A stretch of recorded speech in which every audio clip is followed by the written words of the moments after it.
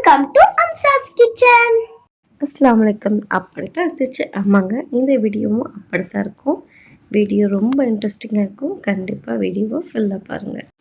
காலை டிஃபனுக்கு ரவை கிச்சடி தாங்க பண்ணியிருந்தேன். காய்கறிலாம் போட்டு சூப்பராக செஞ்சாச்சு. குழந்தைங்களுக்கு இதில் சர்க்கரை போட்டு கொடுக்குறதுக்கு பதிலாக அவங்களுக்காக கேசரி செஞ்சுட்டேங்க. கேசரி ரொம்ப பிடிக்கும் குழந்தைங்களுக்கு. சூப்பராக அன்றைக்கி சாப்பிட்டாங்க. நல்லா என்ஜாய் பண்ணி அன்றைக்கி கேசரி சூப்பராக வந்துருந்துச்சுங்க. மதியானம் சாப்பிட்றதுக்காக அரிசியை தண்ணியில் போட்டாச்சுங்க. கொண்டக்கடலை மறுநாளே ஊற வச்சுருந்தேன். ஸோ கருப்பு சுண்டல் போட்டு குழம்பு வச்சிடலாம், புளிக்குழம்பு அப்படி சொல்லிவிட்டு.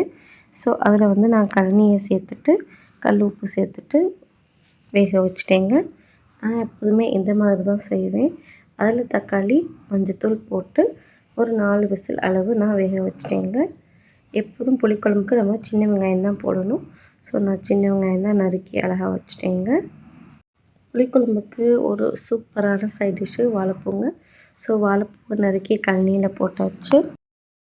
வாழைப்பூவை பொரியல் பண்ணிடலாம் அப்படி சொல்லிட்டு பொரியல் தாங்க அன்றைக்கி செஞ்சுருந்தேன். சூப்பராக இருந்துச்சு.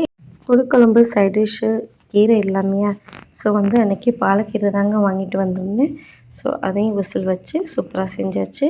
சைட் பை சைடு கருப்பு உளுந்து பொடி அரைக்க வேண்டியது இருந்துச்சுங்க, இட்லி பொடி. ஸோ நான் அதையும் அரைச்சிட்டேன். உங்கள் வீட்டில் பெண் குழந்தைகள் இருந்தால் கருப்பு உளுந்து அடிக்கடி குழந்தைங்களுக்கு சேர்த்துக்கோங்க. என் பொண்ணுக்கு பொடுகு ரொம்ப இருந்துச்சுங்க. ஸோ பொடுகு போகிறதுக்கான ஒரு எண்ணெயை தான் நான் இங்கே தயாரிக்க போகிறேங்க. இது எனக்காக எங்கள் அம்மா தான் செஞ்சு கொடுத்தாங்க. அதை தான் நம்ம இப்போ பார்க்க போகிறோம். இங்கே நான் ஒரு 1/2 லிட்ரு எண்ணெய் அளவு எடுத்துருக்கேங்க, தேங்காய் எண்ணெய். இதில் நம்ம இங்கே 4 பொருள் நம்ம இப்போது சேர்க்க போகிறோம். ஃபஸ்ட்டு நம்ம சேர்க்க போகிறது செம்பருத்தி இலைங்க. அதுதான் நம்ம இப்போ சேர்க்க போகிறோம்.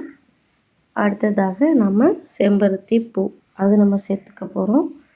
செம்பருத்தி பூ தலைக்கு ரொம்ப நல்லதுங்க, முடி வளர்கிறதுக்கு. நீங்கள் அதை சேர்த்துக்கோங்க. அடுத்ததாக கருவேப்பிலை, அதுக்கப்புறம் வேப்பிலை. ஸோ இது எல்லாத்தையும் சேர்த்துட்டு அந்த எண்ணெயை கொதிக்க விடணுங்க. பொடுகு ஜாஸ்தி இருக்குது குழந்தைங்களுக்கு அப்படின்னா இந்த எண்ணெயை நல்லா காய்ச்சி ஆற வச்சு இங்கே ஒரு பாட்டிலில் சேர்த்து டெய்லி தேய்ச்சிட்டு வரலாங்க. இப்போ நம்ம வேக வச்ச சுண்டல் அழகாக வெந்து வந்துருச்சுங்க. இப்போ இதுக்கு தேவையான மசாலாவை நம்ம அரைச்சிடலாம். அதோடு நான் இங்கே புளியை கரைச்சி வச்சுருக்கேங்க. நம்ம அரைச்சி வச்ச மசாலாவை இந்த புளியோடு சேர்த்துக்க போகிறோம். எப்போதும் நான் புளி குழம்பு கூட்டி தாங்க செய்வேன். ஸோ அதே மாதிரி நீங்களும் கூட்டி செஞ்சிங்க அப்படின்னா சூப்பர் டேஸ்ட்டில் வருங்க. செம்ம டேஸ்ட்டாக இருக்கும். இங்கே நான் சுண்டல் குழம்புல முருங்கைக்காய் தாங்க சேர்த்துருக்கேன். கத்திரிக்காயோட நீங்கள் முருங்கைக்காய் மட்டும் சேர்த்து பாருங்கள், சூப்பராக இருக்கும்.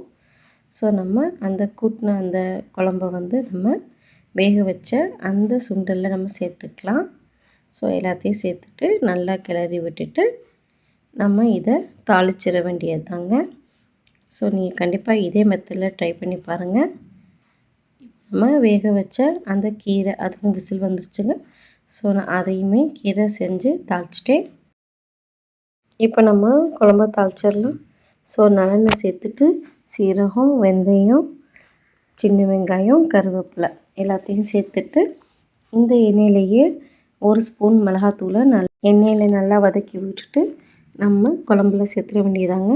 நீங்கள் வெண்டைக்காய் புளி குழம்பு மற்ற எந்த காரக்குழம்பா இருந்தாலும் இதே மாதிரி கூட்டி செஞ்சிங்க அப்படின்னா செம்ம டேஸ்ட்டில் இருக்கும். கண்டிப்பாக ட்ரை பண்ணுங்கள். இந்த மாதிரி நம்ம எண்ணெயை நல்லா ஊற்றிட்டு இப்படி மூடி வச்சு விசில் போட்டோம் அப்படின்னா அழகாக எண்ணெய் பிரிஞ்சு வருங்க. இது உங்களுக்கு ஒரு சூப்பர் டிப்பு. எண்ணெய் வரல அப்படிங்கன்னா நமக்கு சால்னா பார்க்குறதுக்கு அழகாக இருக்காது. ஸோ நீங்கள் இந்த மாதிரி மூடி வச்சு விசிலை போட்டிங்க அப்படின்னா எண்ணெய் பிரிஞ்சு அழகாக வரும். ஃபைனலாக நம்மளுடைய லஞ்ச் மெனு பார்த்துடலாங்க. புளிக்குழம்புனா முட்டை அவிச்சு போடாமல் எப்படிங்க? ஸோ கண்டிப்பாக முட்டையை அவிச்சு போட்டாச்சு. இதோட ஒரு துண்டு கருவாடு இருந்தால் நல்லாயிருக்கும், பட் நாங்கள் செய்யலைங்க. சைட் டிஷ்க்கு வாழைப்பூவும் கீரையும் செஞ்சாச்சு. ஈவினிங் குழந்தைங்களுக்கு கண்டிப்பாக ஒரு ஸ்நாக்ஸ் செய்யணும். ஸோ நான் வெஜ்ஜு சாண்ட்விட்ச் தாங்க போட்டிருந்தேன். எங்களுக்கு வீட் பிரெட்லேயும் குழந்தைங்களுக்கு மைதா பிரெட்லேயும் போட்டிருந்தேன். செம்ம டேஸ்ட்டாக வந்துருந்துச்சு. இந்த வீடியோ உங்களுக்கு கண்டிப்பாக பிடிச்சிக்குன்னு நினைக்கிறேன். செம்ம இன்ட்ரெஸ்டிங்காக இருந்துச்சு எனக்கு. ஸோ நம்ம சேனலை தொடர்ந்து சப்போர்ட் பண்ணுங்கள். தேங்க்யூ.